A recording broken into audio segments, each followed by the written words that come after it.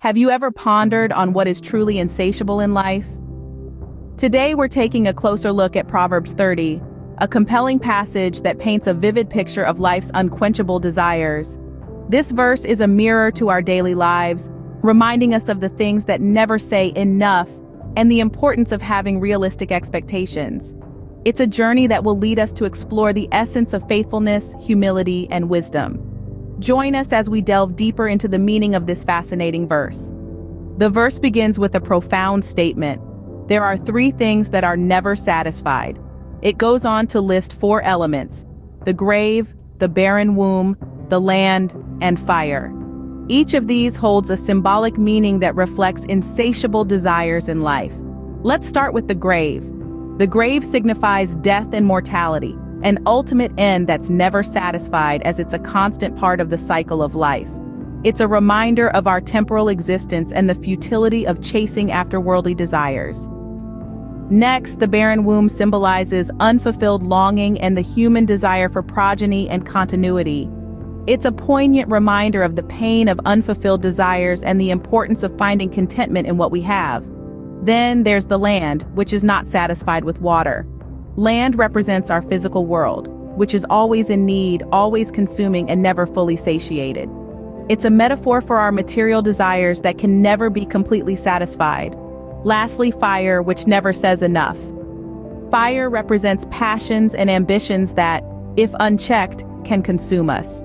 It serves as a warning about the dangers of unchecked desires and the importance of balance and moderation.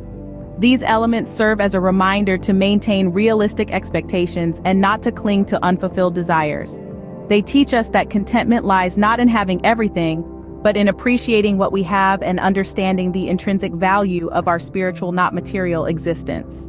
The verse then moves on to discuss what is truly essential in life, and it highlights 3 things: faithfulness, a child, and bread. Faithfulness, in this context, is not just about loyalty to others, but also about staying true to oneself and one's beliefs. It's about being consistent in our actions and our words, showing up every day and doing our best. It's about being someone others can rely on, and it's about being someone we can rely on ourselves. Next, the verse mentions a child. Now, this doesn't necessarily mean everyone needs to have a child to lead a fulfilling life. Rather, it's about the virtues that children represent: innocence, hope, and the potential for growth. It's about nurturing these qualities within us and in others around us. And then there's bread. Bread here stands for sustenance, not just in the physical sense, but also in terms of emotional and spiritual nourishment. It's about the things that feed our soul, our passions, and our purpose. It's about finding what nourishes us and making sure we keep that in our lives. These are the essentials, according to the verse. It's not about having everything we want. It's about having what we truly need, what sustains us, what helps us grow, and what keeps us true to ourselves. Even without everything we want, we can lead fulfilling lives with these essentials. Next, the verse acknowledges our human limitations. It's a simple truth that we are not omnipotent beings. We tire, we falter, we need rest. The verse, "I am weary, O God, I am weary, O God, and worn out," is a poignant reminder of this reality. We all have our limits, both physically and mentally. We can only push ourselves so far before we need to step back, take a breather, and reassess. Recognizing these limits rather than fighting against them is a crucial part of personal growth and self-care. It's okay to admit when we're tired, when we're worn out, when we need a break. In fact, it's essential. This verse also underscores the importance of humility, as we hear, "Surely I am more stupid than any man and do not have the understanding of a man." It's a call to remember that we don't have all the answers, that there's always more to learn, and that it's okay not to know everything.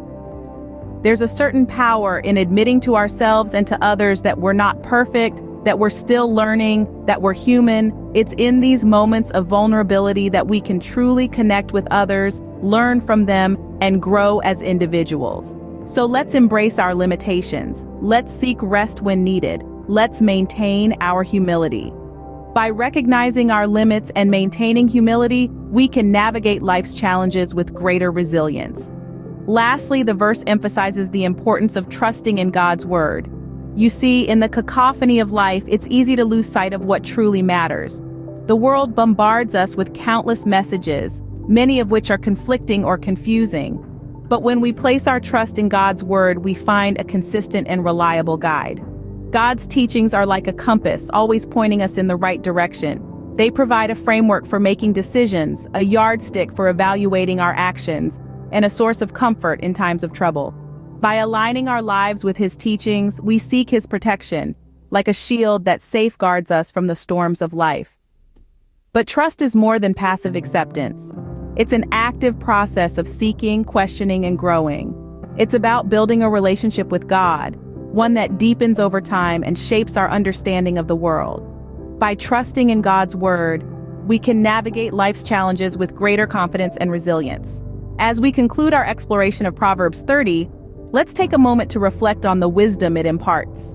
We've learned about the unquenchable desires symbolized by the grave, the barren womb, land, and fire, reminding us to have realistic expectations and not to become overly attached to material possessions or unfulfilled desires.